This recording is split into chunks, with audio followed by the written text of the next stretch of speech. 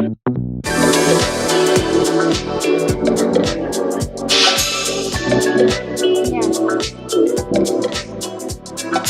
hear.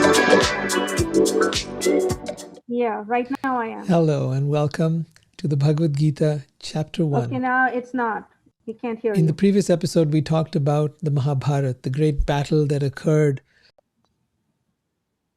Just a little bit faint voice. Yeah, you can't hear it. Yeah.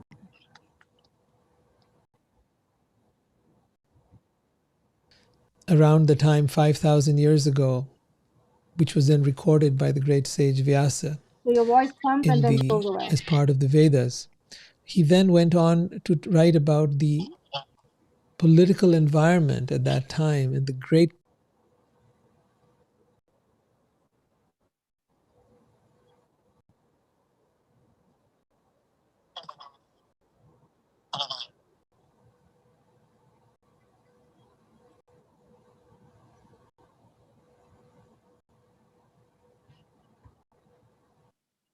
battle that occurred called the Mahabharata. Maha meaning great, Bharat meaning India or that land. It was the great battle that took place not just in India, but the lands that stretched for hundreds and hundreds of miles beyond India. Kings and warriors had gathered from all of these places. Imagine if you had the most powerful forces on earth gathering together for a battle, like say in today's time, Russia and America would gather for a battle. Unfortunately, in these times, there aren't the kind of ethics and codes that we had back then, thousands of years ago, where there was actually a code of conduct for warriors by which they lived and which they all agreed to. So, for example, they wouldn't go out and bomb cities and hurt innocent people. That was unheard of. It was unacceptable at all under any, this is unimaginable. But what they did was they gathered in a battlefield, as soldiers and warriors do.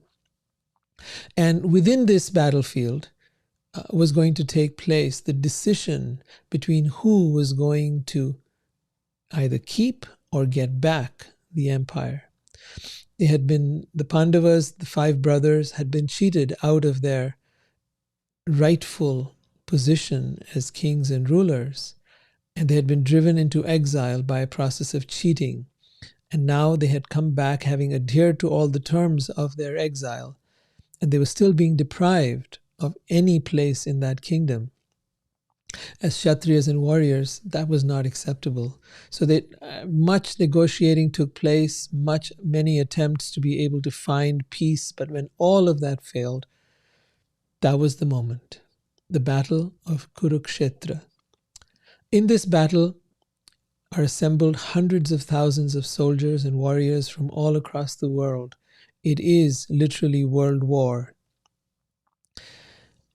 As the battle is about to start, you hear the sound of conch shells and bugles and all kinds of instruments. You hear warriors from all over the place. In the midst of all that, Arjun, one of the 5 Pandavas, the great archer, the greatest warrior of his time, wanted to go a little closer to see who all were assembled to fight against him.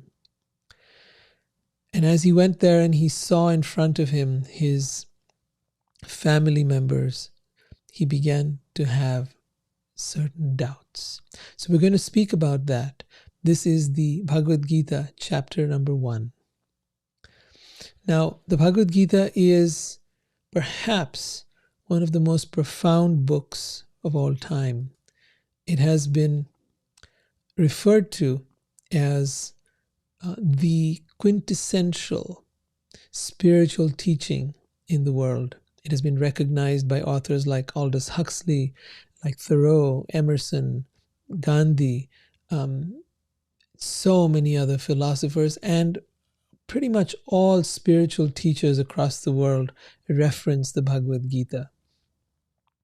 Now, why is it so significant? Because of 2 things. One, it contains the essence of all the Vedic wisdom, the wisdom that had been on this planet for thousands of years, even before the Bhagavad Gita was spoken, which is 3000 BC. For thousands of years, that Vedic wisdom had been handed down as Shruti, by word of mouth.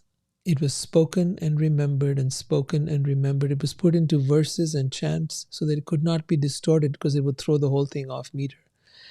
And finally, when it was seen that the age of Kali was about to start, the age of quarrel, dissension, hypocrisy that we now live in, it was known that the intelligence of human beings and their moral character would degrade so much that this information had to be recorded. So at that time, the Bhagavad Gita, which I will try and show you over here, I think you'll be able to see it now, yeah, was, and I'm using the translation of Bhagavad Gita as it is, which was translated by A.C. Bhaktivedanta Swami Prabhupada, who is incredible in his translations, and I've always loved his writing.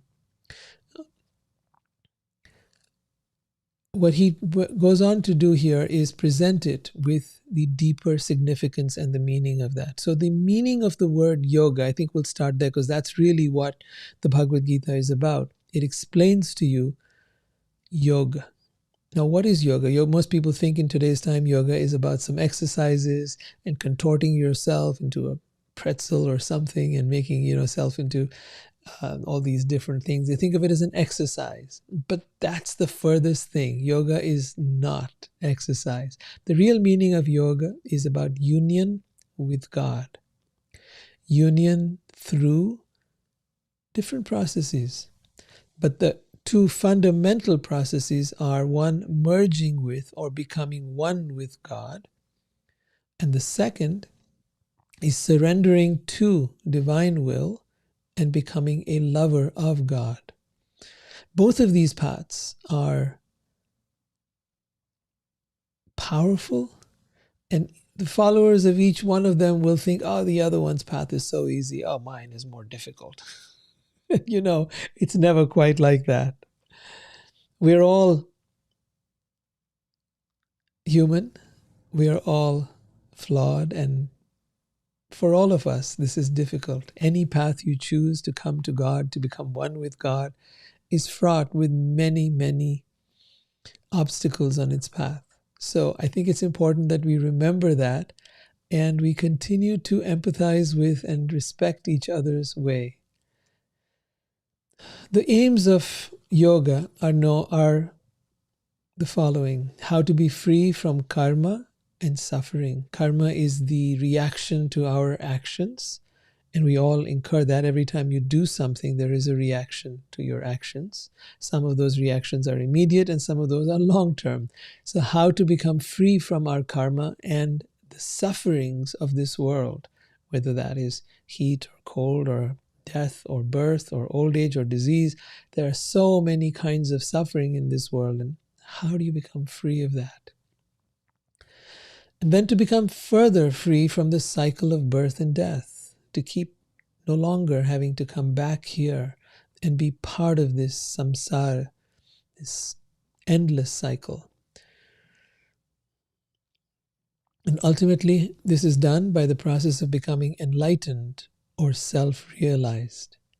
So the Bhagavad Gita goes into a number of different yoga systems to be able to explain this path to you, to give you choices, to give you options, and to let you find what is right for you. It speaks about Hatha Yoga, which is using the body to still the mind. It speaks about Karma Yoga, the yoga of work or action. It speaks about Jnana or Sankhya Yoga, the philosophy of yoga. It speaks about Dhyana Yoga, which is the yoga of meditation. And finally, it speaks of Bhakti Yoga, the yoga of divine love. So if that sounds like a lot of things, of course it is. And that's what makes it such a powerful book. So the Vedic system was really about defining or creating creating certain objectives for human life. The first of those was known as dharma. Dharma was the inherent nature of a thing. So if water is wet, fire is hot, that's its inherent nature. It then went on to explore what is the inherent nature of the human being. Who am I? What is my inherent nature? Who am I without my conditioning, without my beliefs, without my philosophies and ideas of life? Who am I beyond my life story? Who am I? So that is where you begin to find your dharma, your original nature. And of course, we all need to live in this world. So the next thing it explores is artha, which is abundance without attachment. Very important. Today's time we hear and see so many teachings about how you can be wealthy and how you can be abundant and how you can be a millionaire. But the Bhagavad Gita teaches something that goes far beyond that, and that is how to be abundant without attachment. It doesn't say don't pursue your dreams, and it doesn't say don't reach out for great wealth or great fortune or fame or whatever. Do whatever you want to do, but do it without attachment, without being attached to the fruits of the result of the work that you do, without becoming arrogant, without becoming egotistical, without letting it get to your head, as we say, right? Then there is karma. In today's time, you'll see everyone is interested in karma, how to enjoy the senses, whether that is by good food or through sex or through travel or doing things that create pleasure. But the Bhagavad Gita talks about how to do so in a mindful way, in a way that is deeply present and transcendent, that takes pleasure and helps you transcend it and reach a higher dimension. And ultimately, the Bhagavad Gita talks about moksha, or liberation from karma, from ego, from reincarnation, liberation from the cycle of birth and death. That is called moksha. So with these in mind, we proceed to understand the Bhagavad Gita and its speaker, the one who is actually behind the Bhagavad Gita, who gives the authority to the Bhagavad Gita, who speaks it and is guiding all of us and has been doing so for thousands of years. And that person's name is Krishna. Krishna, the speaker of the Bhagavad Gita, was in this world 5,000 years ago. He declares to Arjun, his friend, the following words. He says to Arjun, I am the source of all material and spiritual worlds. Everything emanates from me. The wise who perfectly know this worship me with all their heart. So he's not talking about a system of fear. He's not talking about a system of blind belief, but rather of understanding who he is. He goes on in the Bhagavad Gita to explain who he is, to tell you his attributes, to tell you the nature of the divine, and how you can be part of that, and how you can immerse yourself in that, and how you can discover that for yourself and experience it within yourself, right? But he does state, I am the source of all material and spiritual worlds.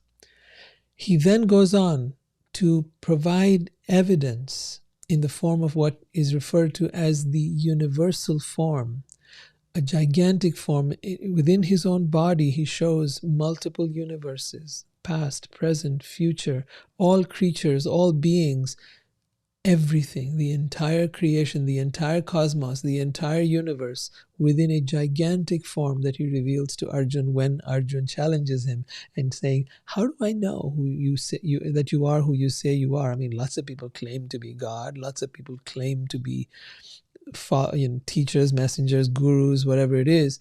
But how do I know? You're claiming to be God. And so Krishna demonstrates that. We'll talk about all these things in the Bhagavad Gita as we go along. And I leave it to you to be able to figure out whether these things feel right to you or not. You have complete and utter freedom to choose what feels right for you. So with that in mind, let's get into the story. The story begins in the battle of Kurukshetra, like I was saying earlier, And it begins with Arjun's dilemma. Arjun's dilemma is absolutely unique, and it is something that has perhaps been felt by many of us at different times in our lives. We've all had times in our lives where we could not decide. There were so many thoughts swirling in our head. There were so many contradictions. There were so many things that just didn't make sense. And so that's the position that Arjun finds himself in. Now, viewing this entire scene that is taking place, the Battle of Kurukshetra and Arjun's dilemma, is a king called Dhritarashtra, the blind king that we talked about in the Mahabharata. And he, although blind, is sitting with his, I guess, assistant or one of his members of his court, Sanjay. And Sanjay has been blessed with the ability for remote viewing. Now, you might have heard of this term. He is sitting hundreds of miles away in Hastinapur, which is New Delhi in today's time, and viewing a scene that is taking place on the battlefield hundreds of miles away. Sanjay is then narrating to the king what is going on. And the same scene is being witnessed by Vyasa, who is the person compiling the Mahabharata and the Bhagavad Gita and all of the hundreds and hundreds of books of the Vedas. He was at that very time in the process of doing this, so he was witness to that. And here is the picture of the king Dhritarashtra and Sanjay, who is seeing within himself the whole scene and narrating it to the king. So in the battlefield, Arjun wants to see who's on the other side, like I was saying earlier, and then he begins to have doubts and cold feet. And he says, "Seeing my friends and relatives present before me in such a fighting spirit, I feel the limbs of my body quivering and my mouth drying up. My entire body is trembling, my hair is standing on end, my bow is slipping from my hand, and my skin is burning. I am now unable to stand here any longer.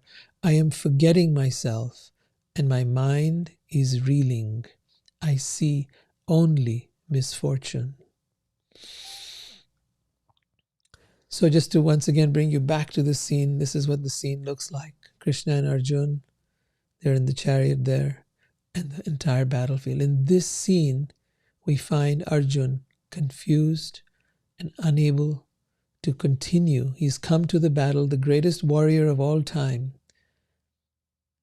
and he's not able to go on, despite the fact that his family had been deeply wronged, despite the fact that he had everything taken away from him, despite the fact that they had been mistreated, tortured, abused, cheated.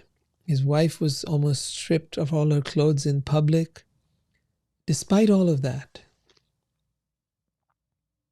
he is now at a point where he sees in front of him his family members, and he says to Krishna, "I do not see how any good can come from killing my own kinsmen in this battle. Nor can I, my dear Krishna, desire any subsequent victory or happiness. Of what avail to us are a kingdom, happiness, or even life itself, when all those for whom we may desire them are now arrayed on this battlefield?" So it's really quite the dilemma. I could imagine that if any of us was placed in this position, we might feel the same way. He says, "When teachers and relatives are ready to give up their lives and are standing before me, why should I wish to kill them even though they might otherwise kill me? O maintainer of all living entities, I am not prepared to fight with them, even in exchange for the entire universe, let alone this earth. What pleasure will be derived from killing them?" Now remember here, these people want to kill Arjun, his entire family, and exterminate them, wipe them out. Okay? And although Arjun and his family have done everything to try to work with these people, They are relentless. They are ruthless. They will take every single thing they can. They are, like psychopaths are, completely merciless, with no compassion, with nothing but pure evil. But on the other hand, we have Arjun, our good, kind human being, saying here, sin will overcome us if we slay such aggressors. Therefore, it is not proper for us. What should we gain, and how could we be happy by killing our own kinsmen? Although these men, their hearts overtaken by greed, see no fault in killing one's family or quarreling with friends, why should we, who can see the crime in destroying a family, engage in these acts of sin? How strange it is that we are preparing to commit gravely sinful acts, driven by the desire to enjoy royal happiness. We are intent on killing our own kinsmen. Now, reading this, you would be completely convinced. He's so logical. He's so sensible. He is so compassionate. He is so kind. He is so noble, right? He must be right. And that's if you didn't know the whole story. That's if you didn't know the deeper purpose behind that story. Krishna reveals it later in the Bhagavad Gita. He says, I have come to this world to annihilate the miscreants and establish the principles of dharma. The people on the other side of Arjun were people who had been creating havoc all over the planet. They were what we call in today's time dictators. They were what we call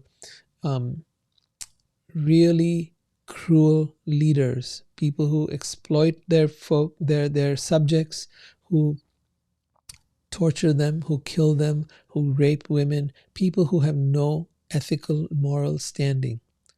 So Krishna's purpose in coming here into this world was, number one, to annihilate such people, to wipe out and cleanse the earth of that. Because the deeper story behind that was the earth was literally crying out, help, help. I am being destroyed by these people who are creating havoc on earth. And this is something that is happening in today's time as well. We are all faced with a world in which we're destroying the planet. And the earth is crying out, you're destroying my air, you're destroying the soil, you're destroying everything that is good here. And you are creating your own things that are completely in disharmony with natural order. So it is in that context that the earth is now beginning to react, even in today's time, to react, to destroy, to annihilate those creatures who have become a blight on the earth. And it is the same earth that called out to Krishna to come and help, that things had gone out of hand and that things had to be set right again. So that was the deeper meaning and purpose behind Krishna's being here and the meaning of this battle. That is why Krishna goes on, this is not just about your relatives, Arjun. This is not just about them. You're not getting the picture. You're not understanding what is happening here. But Arjun continues, and Krishna is patiently listening to him. Arjun goes on to say, better for me if the sons of Dhritarashtra, weapons in hand, were to kill me unarmed and unresisting on the battlefield. So Arjun would make of himself a martyr and allow himself to be just destroyed by these cruel and heartless people. Sanjaya, who was witnessing this whole scene, said, Arjun, having spoken thus on the battlefield, cast aside his bow and arrows and sat down on the chariot, his mind overwhelmed with grief. And this is the scene that shows you Arjun at the feet of Krishna, speaking to him, asking for his help.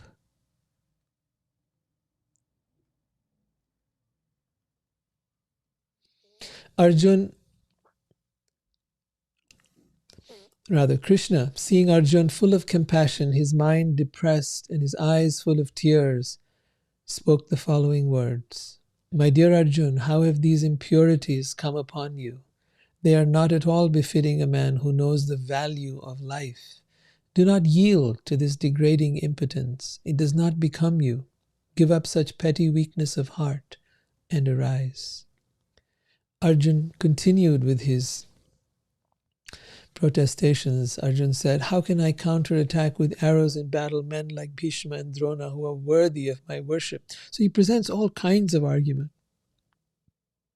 from sentimental, emotional, family, attachment. And then he continues with being wanting to sacrifice everything. He says, it would be better to live in this world by begging than to live at the cost of the lives of great souls who are my teachers. Even though desiring worldly gain, they are superior. So even though they're desiring worldly gain, even though they're willing to kill us, even though they're willing to ruin our entire family and our entire dynasty and all the people who believe in us, but you know what? They're elders. Oh, they're our teachers. They're our relatives. They're my cousins. They're my uncles. And then he goes on to say, if they are killed, everything we enjoy will be tainted with blood. Nor do we know which is better, conquering them or being conquered by them. Right? Now imagine a situation like this, where you've got, let's say, Russia and America on opposite ends. You've got the Nazis on one hand, let's say, and you've got the Allies on the other side. And you've got the generals, the key people in the Allies, that is when you had the Americans and the Europeans and all getting together to fight off Hitler, right? Because this is the kind of enemy we're looking at, a Hitler type enemy. And they're now appealing on the basis of, Hitler's got a partner. His soldiers, they have wives. What will happen to them? How will we be able to?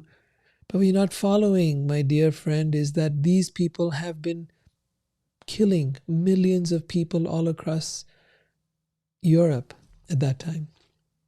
What you're not getting, despite your sentimentality, is that this person has been literally the cause of so much suffering in the world, and that the time has come for him to be wiped out.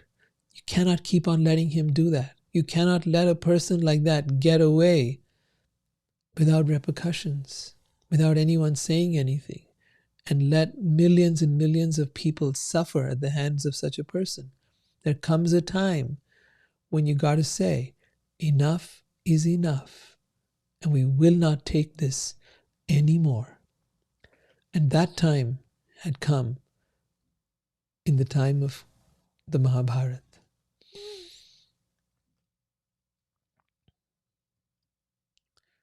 Arjun says, I am confused about my duty and have lost all composure because of miserly weakness. In this condition, I am asking you to tell me for certain what is best for me. Now I am your disciple and a soul surrendered unto you. Please instruct me. This is in fact the key to all learning. When a person comes who wants to learn something, if you want to learn spirituality, if you want to learn the Bhagavad Gita, if you want to learn anything of any value, you cannot come to your teacher saying, I know everything. Right? There is nothing you can tell me, but talk anyway. No. You have to put aside everything you know. You have to come like a blank page, a blank canvas, and say, I do not know.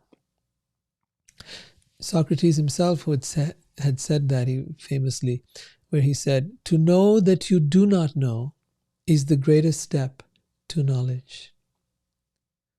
Let me say that again. To know that you do not know is the greatest step to knowledge. And here Arjun is saying, I am confused about my duty and have lost all composure because of miserly weakness. In this condition, I am asking you, dear Krishna, to tell me for certain what is best for me. Now I am your disciple and a soul surrendered unto you. Please instruct me. I think you may have experienced this in your own life, where you go to instruct somebody who didn't ask for it, unsolicited advice. And I think a lot of us tend to go there, and we want to give people advice, and they never asked us for it. And then we find there's a lot of resentment. They don't really want to hear you. They didn't ask you. They didn't. It was not part of their agreement. Maybe you're just their friend. Maybe you're a family member. Maybe they don't have the openness to hear you. The best person, if you are going to speak and share with them your wisdom, is the person who wants to know, who wants to hear, who wants your advice, who wants what you have to share with them, right? Who's there by choice asking you, please tell me, what should I do right now? I am confused. I do not know what to do. So it is that mode of humility that Arjun adopts over here. It is that path of surrender that Arjun adopts over here. And then he says to Krishna, please instruct me. So I would say to all of you that that is the mood with which to understand the Bhagavad Gita. If you think you know, you will learn nothing. And if you think you do not know, if you are in that place of curiosity and openness to learn something different, you will learn immensely from the Bhagavad Gita.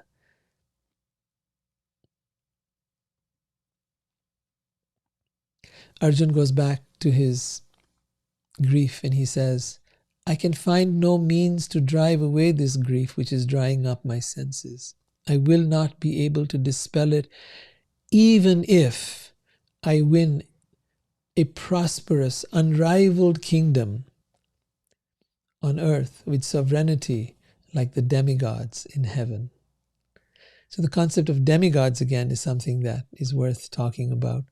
They talk of them as the devas. I think we explained it in the Mahabharata section, the first part of this series, in which I explained to you devas or demigods are given the charge of taking care of this universal creation. They manage. It is not God that manages everything, but rather the devas, who are highly evolved beings. So he says, even if I get to have a kingdom like the devas in heaven, even then I will not be able to drive away this grief. It's not about material things. There's a great emphasis Arjuna is placing on the value of family and of connection and of love. And then Arjun says to Krishna, Govinda, that's another of Krishna's names, I shall not fight.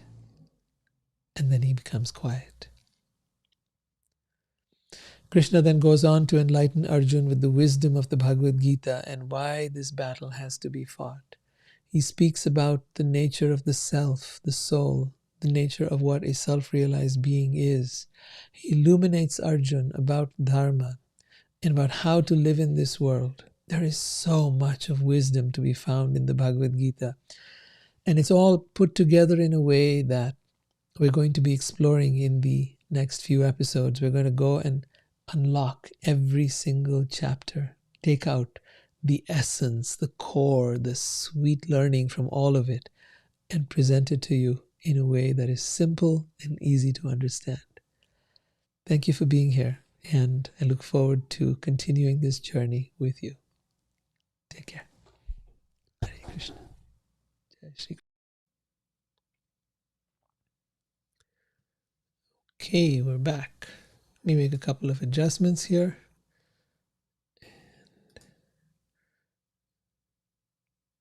I'll get the audio video back. I've learned from some of the mistakes that we made, and I hope they won't happen again. So sorry about the inconvenience, but here we are. So what did you think of that, and how was that for you? I'd like to open up the discussion and get your inputs. I have a question. So I didn't really get at the beginning when I first read it that it was a blind king. This was all being conveyed by Sanjaya. Sanjay, yeah. Sanjaya. So I guess my question is, Krishna revealed himself to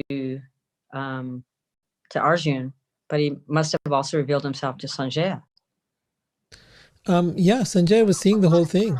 So he was completely, understanding who Krishna is in that.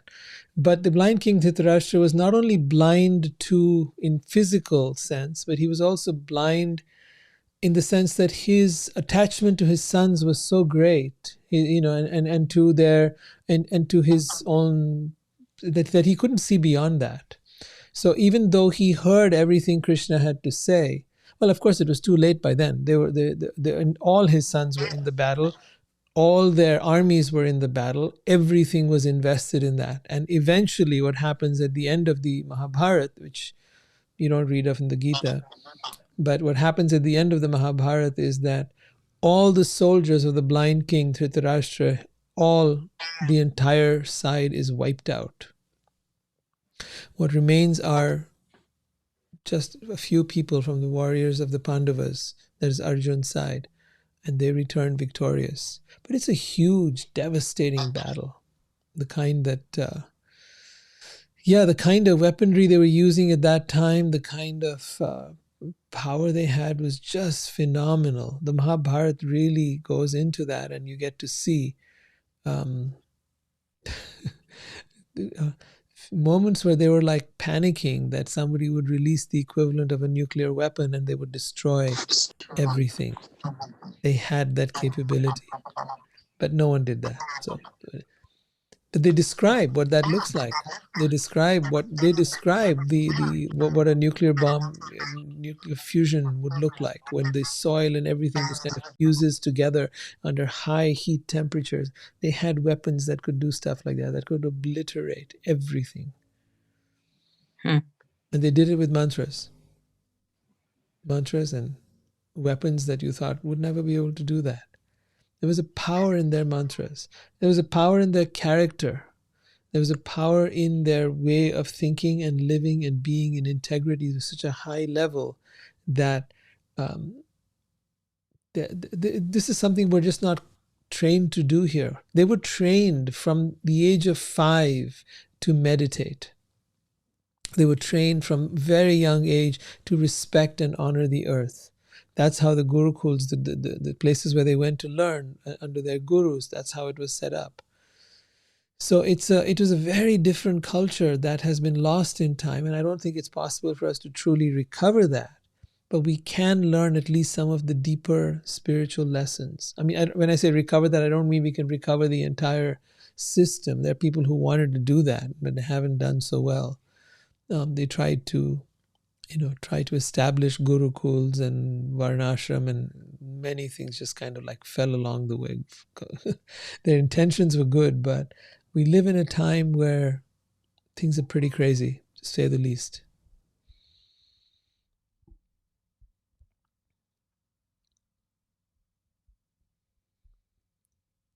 So yeah. What about the rest of you? Have any of you been thinking about either the world we live in today, or the situation back then, or the idea of being confused and not knowing which way to go? Who do you turn to? What do you do? How do you deal with things? What are some of the dilemmas you face, and how do you overcome them? Because Arjun was here, and he shows perhaps one of the big examples about going to someone who is truly wise and saying, hey, help me, I don't know what to do. There's humility in that approach. Today we have therapists and we have doctors and we have people like that, but reflect on your own experiences. How have you overcome them? I have a question. This is Shalini. Hi. Hi. Namaste. Namaste. So my question is really related to how can you internalize the Bhagavad Gita? I mean, Krishna's dilemma, or not Krishna's really, Arjun's dilemma was much, it was, I would say he was looking at his relatives, and he was thinking from that perspective. But Krishna was thinking from a larger perspective of Mm-hmm. how dharma needs to be restored, and how things need to be set up, or how things need to be restored to their proper order. Right. But how can we in today's world internalize something like this concept that's so large? How can we use it in our own lives? It becomes Okay. So I'm going to really bring it down home to our lives. And I'm going to also read to you something Vibha has written, because it connects with what you're just saying. And the answer to both your questions will be the same. So she writes here, is the blind king more of a metaphor rather than just being blind physically? Blindness can also relate to mental blindness, meaning such being blind in love. The blind king was ignorant, meaning blind. Can you expand on this? Okay. So many people look at the Bhagavad Gita literally, and many look at it metaphorically. And I would say both are relevant. Okay. Both are relevant because there is a historical Bhagavad Gita. There is the historical event that occurred. And that event has many lessons that can be taken out metaphorically and applied in our lives. So certainly the king Dhritarashtra was blind to many of his own, like his own son's follies, and to the own the things that they were doing, and how they were behaving and how they were harming others. At the same time, we can say, okay, this is a battle taking place, and what is my, what can I take away from this? The real battle, if you want to take it a little metaphorically for a moment, is the battle going on inside our mind.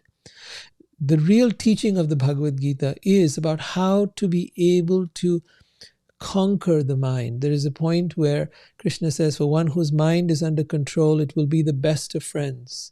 And for one who has failed to control the mind, it will be the greatest enemy. So Krishna then presents to you many different ways in which to do that. I'll speak to you many things as well, practices, meditation, so on. As we go further on this path, we will explore many ways to make it practical. The whole point of doing this actually is not for you to just read a book. That you can do on your own. But is for you to be able to take the teachings of the Gita and apply them in your life, and to start to live by a higher standard of spirituality than you would have got just by, without guidance. I have seen a lot of that in today's time, the Western world, where there's just no actual guidance. Everybody's making their own thing up, which is lovely. They're creative. They're, having their wonderful theories and so on and so forth. But to have theories without foundation, without a basis, without substance, I think that's why most of those theories don't work. Whereas the theories of the Bhagavad Gita, the concepts presented here, have been tried, tested, and proven for thousands of years. And therein lies the significance and the validity of learning from here. And then, of course, taking that and extrapolating it into our lives so that we can make it practical and real and down to earth. That's why I encourage you, please ask questions, because it is there that you will learn to make it your own. Yeah? So thank you, Shalini, for asking that. That's wonderful. What practical question would any of you like to ask about the Gita and its value in your life? What would you like to know?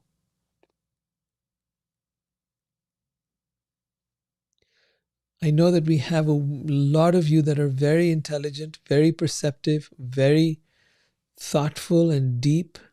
So tell me, what is it that you would like to get? And let's confirm and make sure it's here, because if you're going to come back, you want to make sure that you're coming back for something that is really going to transform your life and make a difference. What would you like to know? What would you be looking for? What would you seek? Rohit, it's Rima. Hi, Rima. Welcome back. Good to have you back. Thank you. Thank you. Likewise. Listen, I've always struggled with this business in Advaita about no evil and no good, right? And yet, when you're telling the background, you're telling me that that he was fighting evil people. Right? But there is no evil. We're beyond good and evil. What a great question, Rima. Where do you come up with that? That is brilliant. Okay. I used to believe that too.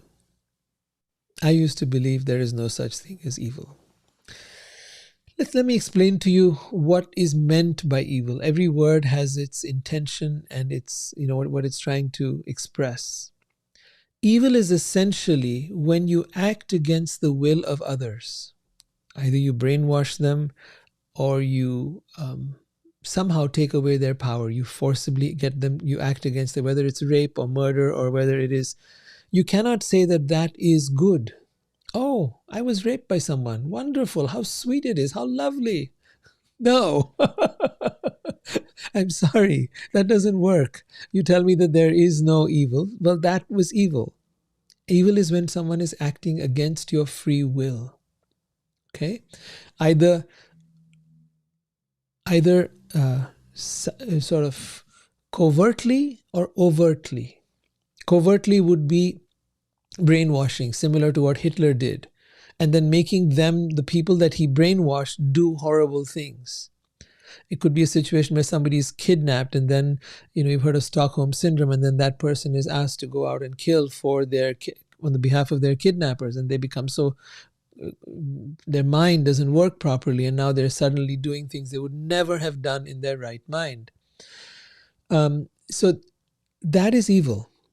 Evil is acting against the free will of another, and goodness is honoring the free will of every human being, honoring that we all have free will. So it's not that there is no good and evil, there is, but one must learn to transcend that in one's own mind. It is in reality these things exist, but to rise beyond good and evil is to be able to now look past it. So let me explain what I mean by that. It is not, look, heat and cold exist, right? It is sometimes hot in summer and it is cold in winters, and some places very extreme hot and extreme cold.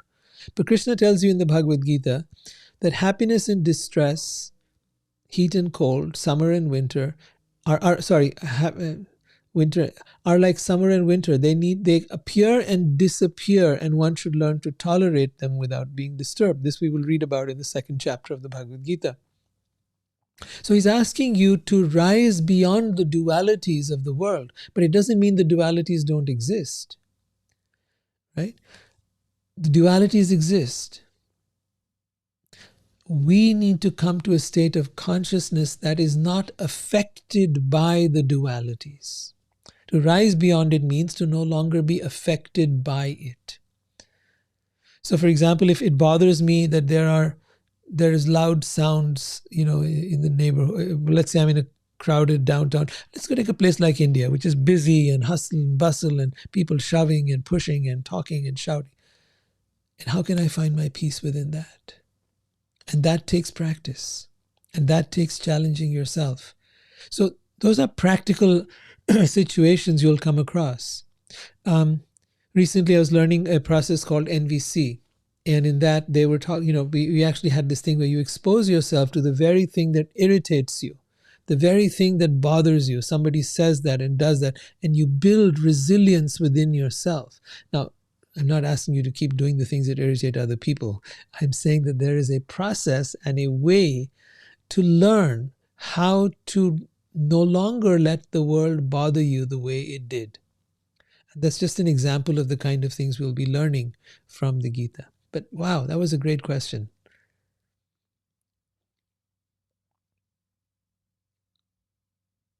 Anyone else?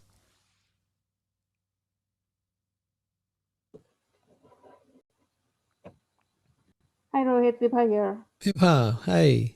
Oh, so excellent analogies, and I'm really enjoying the answers you're giving. But it could be a silly question, but how do you develop practice? How do you what? Develop practice. Let me try to understand what you're trying to say. Hold on a minute. How do you develop practice?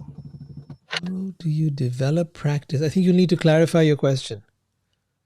So what I mean by that is, like, some people say meditation. So meditation is a practice.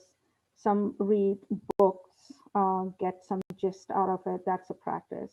Is there a particular way to practice to transcend yourself? I don't know how clear I can. Okay. No, I got your question. Sorry. I believe the way to practice is to be in the battlefield. There are many people who run away from the battlefield. I did it when I was 20 years old. I ran away from the battlefield. I became a monk. But staying in the battlefield of life, staying amidst all the challenges and all the difficulties that life throws at you, that to me is where you master and hone in the skills, provided you're willing to do that, provided you're willing to become conscious. Not everybody chooses to do that. Not everyone tries to be conscious. But if you are willing to do the work, you will see the growth take place in you. See, if you keep saying that it's too difficult, it's too hard, it can't be done, then you're already sabotaging your efforts right away from the get-go. But hear me on this, because I've started where you are. Yes, I went through the monk thing, but I never really found myself really growing or evolving through that process. It was only when I stepped out into the world and when I started doing everything, getting married, having a child, having a family, doing all the stuff that people do, right? Working, starting business, doing this, doing that. It is there that the real growth began to take place. I had to learn how to deal with all the stuff the world throws at you, whether it's someone who is belittling you, speaking ill of you, whether it's somebody, and it goes on till today. It doesn't stop, right? But it is there that you hone in your skills. So that's why we have, a lifetime of 50, 70, 80, 100 years, is so that we have the time to practice these things. The earlier you start, the better, right? And to be relentless about that, to keep walking into to not start. So what we're looking at in today's time is that people have become very fragile, Yeah. and they're easily traumatized by the littlest things. This fragility, this traumatization occurs when people do not take the challenges of life on. They are escaping, running, avoiding. Now you have anxiety. Now you have trauma because you're not taking the world head on. The world is throwing stuff at you relentlessly. And you don't, and it's not that no one is teaching the tools with which to be able to do that. So unless the tools are available and the willingness is there to take on life, you'll find that you become weak. And when you've become weak, internally weak, your mind is no longer strong, then yes, you will feel, I'm not putting down anyone who's going through that. I'm simply saying this is what's going on. Yeah. The mind has become weak because it has not been trained. It is not trained how to be steady, how to be steadfast. It has not been trained to focus. And because it has not been trained to focus, it is now all over the map, right? I've got this distraction and that distraction, and then I come back and I have weed, and then I go back and I play my video games, and then I go out with my friends and get drunk. Where is the mind being trained? And then my thoughts are going all over the place, and I think it's normal because everybody else's mind is going all over the place. And nobody seems to think there's anything unusual about it. But I'm here to tell you, this is all unusual. This is not okay. This is causing the degradation of the human being into a place where we are becoming fragile and weak. We need to rise up beyond that. We are capable of incredible things. I'm not saying there aren't some people doing it, but for the most part, we aren't. Thank you. Thank you. Welcome. That explains. Yeah, that was very well explained. Thank you. Thank you. You're welcome. I love you guys' questions. That's great. What else have we got?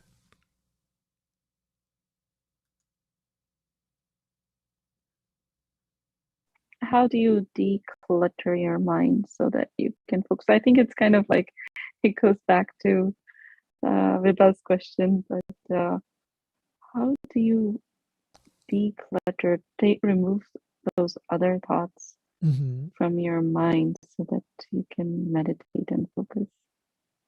Yeah. All right. It's called dhyan. Dhyan means focus. Dhyan means learning how to focus your mind. Dhyan means training your mind to go where you want it to go. So that was the intent of meditation. Meditation is not about a certain process where you sit in a certain way. It's not about the mechanics of meditation. It is about learning to direct your mind where you want it to go. Once you start doing that, clutter doesn't happen. Clutter is where you start to pick up thoughts and you believe your thoughts and you allow them to rule you, and you allow your mind to be the one in charge of you. And as long as you're doing that, you have given your power away to your mind. And now the mind is in chaos. It is constantly trying to understand this. This means this, that means that. This person doesn't like me, that person does. The world is out to get me. I am feeling, all kinds of feelings, and I don't know how to manage. So learning how to manage your thoughts, learning how to manage your emotions, learning how to ask for your needs, learning how to deal with this organism that we live in. We live in an organism called the human body. Okay? It has a computer called the mind. It has this wonderful organism that is the vehicle that we live in. Learning how to use it well is the point of yoga. The yogic practice is essentially designed as the Bhagavad Gita, shall we say, is an instruction manual for learning how to manage this body and mind. So, Shalini, for your question about wanting to declutter the mind, the decluttering happens when you stop putting unnecessary things in, right? If you took garbage from everywhere and put it into your house, you'd have a cluttered house, right? If you never got rid of your trash, if you never got rid of all the unused things or the things that were not, you'd have a house that was full of all kinds of stuff, and then your house would be cluttered and would be an utter mess. So decluttering is learning how to manage your internal state. This is the house you live in. It needs to be kept clean. And to keep it clean, that is the process that you're going to learn about in the Bhagavad Gita. We're going to be here every Tuesday. And I'd love for all of you to be here. Bring your friends, invite them in. We're starting from the beginning. From the next Tuesday, we're going to chapter 2, which is the core philosophy of the Bhagavad Gita. So far, the last two meetings we've had here, we've been talking about some of the background of the Gita. Now we get into the core philosophy, starting with chapter 2. What is the soul? It's like it gives a summary of the Gita right there in chapter 2. So the next one is going to be one of the most powerful chapters of the Gita. Be here for that, and be here to ask the questions you might have. You guys have asked such incredible questions today. I'm wondering what will come up next time, because there is so much more. We'll be talking about reincarnation. We'll be talking about the journey of the soul. We have a lot to cover. So I'll look forward to seeing you next week. 7 o'clock Pacific time. And we're here every Tuesday. Look forward to having you back. Guys, have a wonderful week. And God bless. Jai Shri Krishna. Thanks, Rohit. You're welcome. Take care. Jai Shri Krishna. Jai Thank Shri you. Krishna, Shalini. Thank you. Good night. Good night. Yes.